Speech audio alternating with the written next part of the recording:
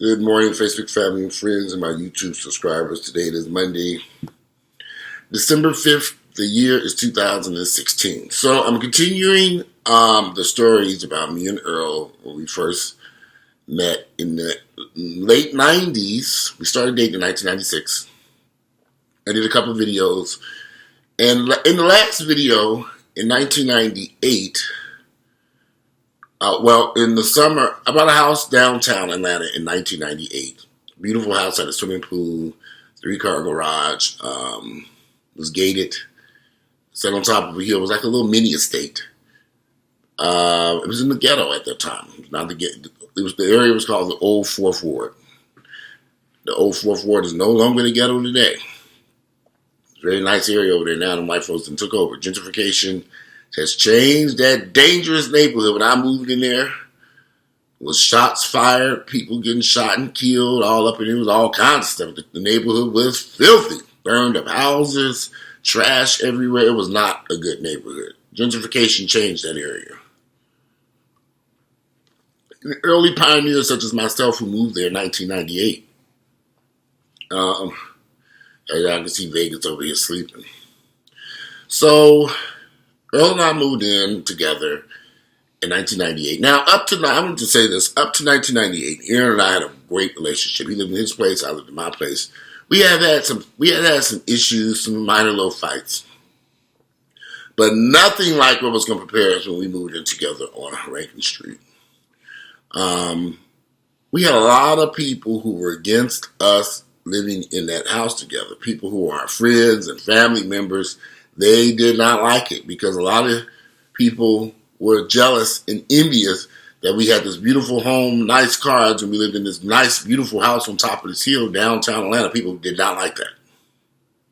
A lot of friends who were jealous. Earl had a lot of friends who were jealous. Now, at that time, we didn't understand.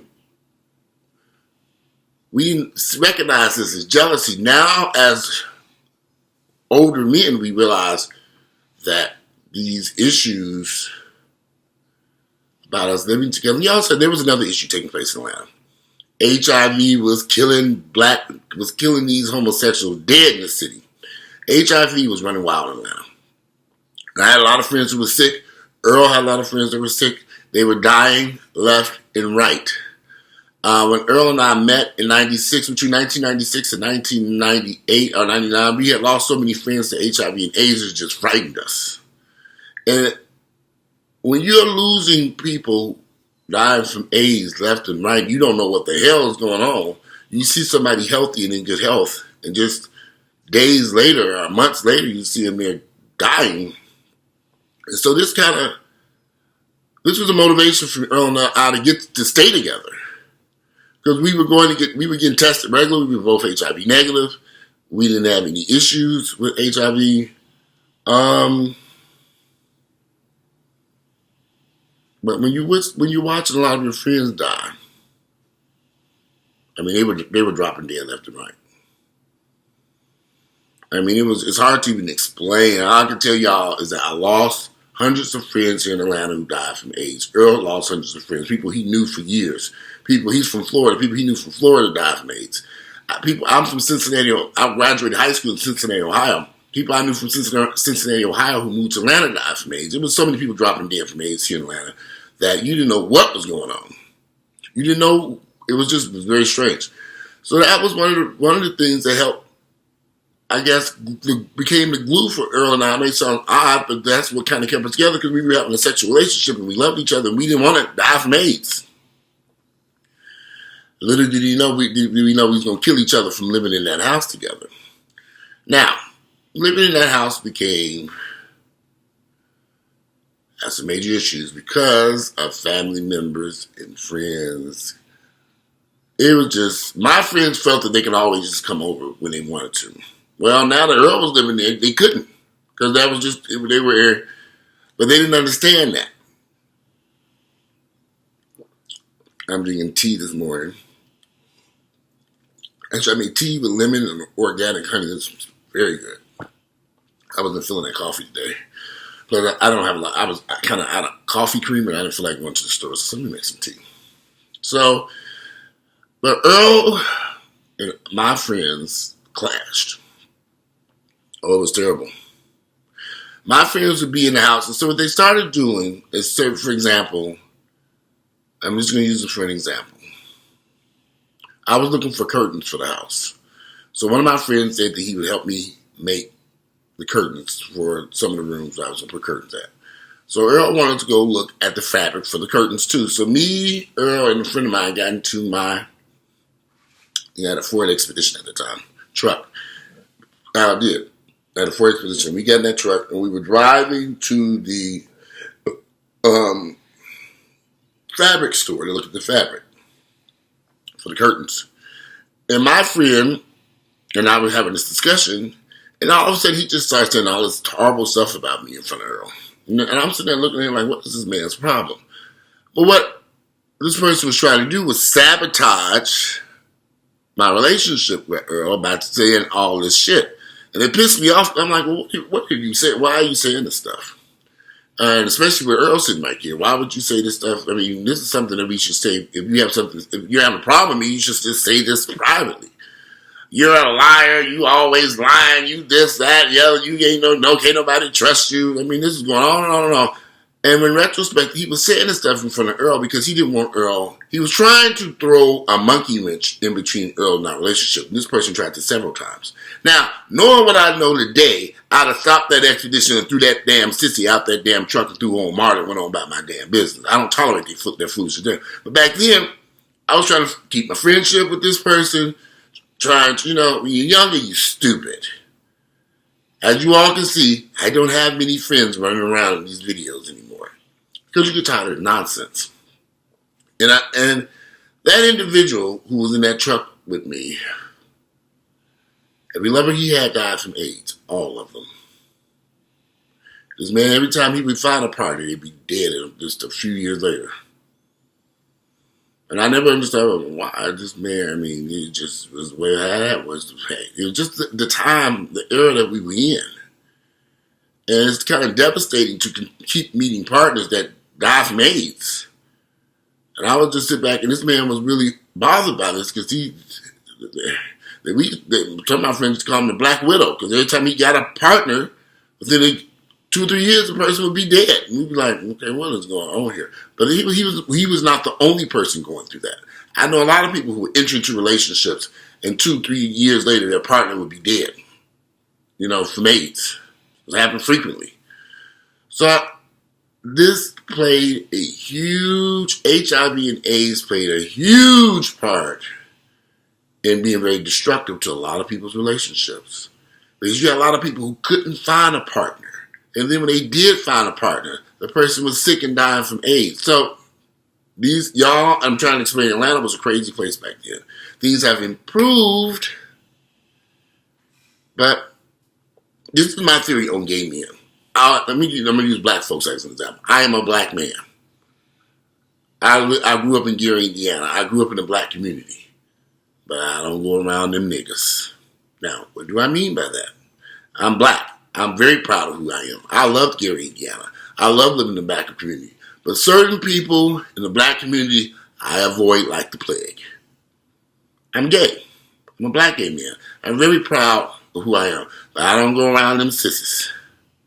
And what I mean by it is that I love who I am. I'm very proud to be black and gay. But certain aspects of the black gay community, I cannot tolerate. That jealousy, that hate, that envy, it's like a monster in our community. It's like a monster. And you can't control it. People you think are your friends, your road dogs, people right next to you every single day, they know everything about you, will stab you in your back in a heartbeat over some nigga that you dating. I had friends of mine try to come on to Earl. Now, Earl wouldn't tell me what was going on. Earl used to like some little arts and crafts type stuff. It's hard to explain. But one of my friends had an arts and crafts collection and invited Earl over to come see his collection. Now, I didn't know all this was going on. I would have bashed that sister across her goddamn head if I had known this shit.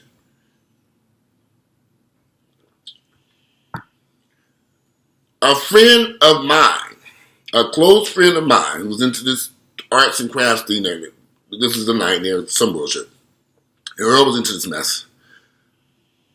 Invited Earl over to his place to show him the stuff that he was doing. So Earl, like Willie Lump, went over to this individual's house. Now, I did not know any of this was going on. None of my friends should be inviting Earl over to visit them in their home. Now, according to Earl gets over there, the guy tried to come on to him several times. I was in before Earl just said, "Look, this is not why I came here. I better get out of here. I'm out." I never was told this for years. Earl should have told me about that shit that same day. That since he set up my house, drove my cars, was around me, my friend Earl, but he tried his best to mess around with Earl. And Earl never said a word because Earl was afraid that all hell was going to break loose between me and this individual. Of course, all hell was going to break loose between me and that individual. You watch these guys, you got to watch them. These friends are so devious. And I was mad when I found this out. I was really angry with Earl because I said, "Earl, you should have told me the day that happened. You should have said something to me. Like, I didn't know. I should have known this." But then I began to notice something. Earl, there were a lot of things that happened between Earl and my friends, and Earl didn't want to say nothing to me because he was afraid that I would go back and raise hell with these people. He didn't want to ruin my friendships with these people. The hell with them damn friendships. They got ruined any damn way. Tell me what's going on. If you're in a relationship with somebody and some shit is going down with that person's friends coming on you, that shit needs to be discussed immediately. And them backstabbing sissies need to go. They need to get out of there. They need to haul ass. Why would you want to have it, and so I can go on and on and on and on and on about these friends and the devious things they did to Earl and I's relationship. A lot of stuff was done behind my back. I didn't know what was going on.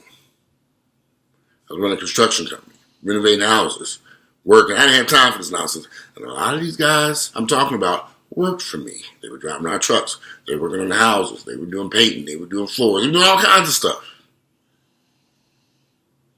But secretly, they were trying to get with Earl. Now, when I found all this stuff out years later, I began cutting all these people off. And by that time, I got rid of most of them any damn way. But I'm going to go back to that HIV thing for a minute. When you have so many friends dying from AIDS left and right, people become desperate. At one point in time, before the HIV cocktails came out in 97, 98, before they really took hold, man, these guys were dropping dead left and right. I was going to funeral after funeral. It was a very devastating experience. I had a friend who died while we were working on houses, and a friend of mine got sick and ended up in the hospital. I didn't even know the person was positive. I did not know. He never told me this. He was in best health. He was a very close friend of mine. Was always in the gym. Very attractive guy. I did not know he was HIV positive. He got sick. He went to the hospital. He was having something going on with his lungs. I remember that. And he kept calling me, saying, "Walter, come see me at the hospital."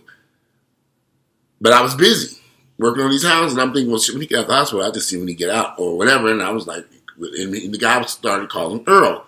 "Where's Walter? I need him to come up here to see me." Now, I didn't know what was going on with this man's health.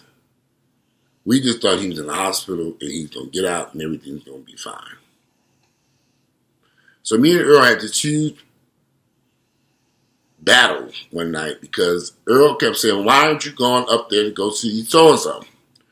I'm like, "Oh, I've been busy. I'll see him when he gets home." I drove by his apartment to make sure everything was okay, which is I was driving by this person's apartment daily, making sure his home was okay, taking his dog out, doing all this type of stuff. I didn't have time to really run to the hospital. I wish I had when I look back on that, I kind of wish I had stopped. But see, this is why information is very important. I didn't know this man was HIV positive. I did not know he was up there battling with AIDS. I didn't know any of this stuff. We just knew he had got sick and went to the hospital. Well, he died in the hospital. We got a phone call, middle of the night, and we were both laying in bed asleep. And y'all understand, I was up from 5 o'clock in the morning to 12 midnight dealing with these houses. I was busy all day. I loved what I was doing at that time, but it was exhausting. 5 o'clock, it was busy. Boom, boom, boom, all day long. So we get a phone call middle of the night that so-and-so had passed away. This was shocking to us because we didn't know.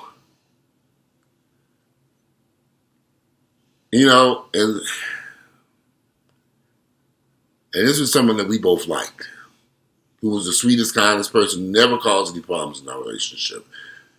Would come over there. I mean, he would help me around the house. He was just a nice, a wonderful person I actually loved and cared about, a very good friend. But he never told me that he had HIV. He never disclosed this information to me. And I didn't know. I just didn't. I mean, back then, you didn't ask about, are you HIV positive? No. I mean, if somebody, and I'd be very honest with you, back then, a lot of people did not disclose this information. So you didn't know. And I didn't know. So when he passed away, it was kind of a devastating thing. And then all hell broke loose because everybody was like, you never went to see him at the hospital. I mean, literally all hell broke loose. And I had to reevaluate a lot of stuff. Was it that important to me? Was I doing everything right? You start asking questions to yourself. And I was young, guys. I was 28, 29 at this point. Not even 30. And I most certainly did not expect a friend of mine to go to the hospital and die. But in retrospect, I guess I should have known something wasn't right. There were some telltale signs, but I was ignoring them because I was busy working. I was doing something I loved doing. But anyway, that was one of the major fights and arguments me and Earl got into is when this young man died and unexpectedly got sick and died unexpectedly. And I was the bad guy, because I never went to the hospital to visit the person. Although I went to the hospital thousands of times for everybody else. But I knew those people were sick at that point, and I knew when they were in the hospital, I just thought this one man got sick, went to the hospital, I thought he was getting out and everything was going to be okay. Like I said, he was in good health that I know of. I saw him in the gym a few weeks before. He had been coming over to the house. Everything was fine. He didn't look sick. He didn't. Muscular, big guy who died within weeks after getting to the hospital. He died. They say he's had some form of pneumonia. So, anyway. So, there, HIV had a profound effect on Earl's and our relationship. And I think that might be the reason why we stayed together so long.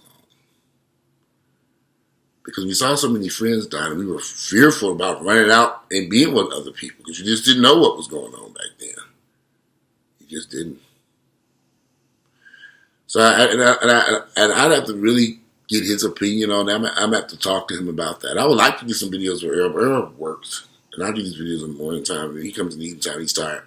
We'd have to schedule a day where we could just sit and talk and do some videos if that's something he'd be interested in. I've never really asked him. I mean, we've discussed it, but then I never really pushed the issue.